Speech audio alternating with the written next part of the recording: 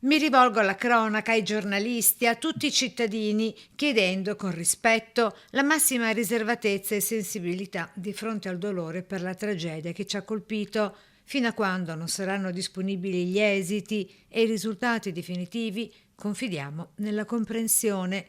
Sono le toccanti parole che Adriana Burghelea, la mamma di Sergio Tarna, il 25enne morto assassinato con un colpo di pistola alla tempia, ha affidato in un post pubblico a Facebook.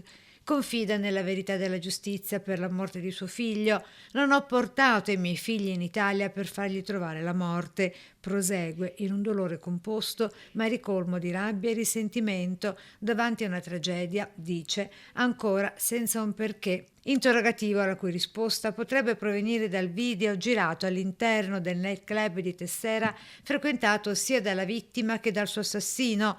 Ma qui è vietato girare dei video, ci dice il gestore del locale, da noi raggiunto al telefono. In queste ore si presenterà dai carabinieri per fornire la propria versione dei fatti. L'uomo riferisce che Riccardo Salvagno, indicato dalla procura come il presunto killer, era un cliente del locale. A riconoscerlo sarebbe stato uno dei suoi barman, dopo aver visto la fotografia del vigile urbano diffusa dalla stampa. Sembrerebbe che l'agente della Municipale di Venezia si fosse invaghito di una delle ballerine e per questo mal sopportava che altri all'infuori di lui potessero prestare quell'attenzione o peggio che le stesse venissero date ad altri oltre a lui a causa della sua gelosia bramosa, ossessiva che a tratti pare degenerasse in una vera e propria paranoia, raccontano gli amici.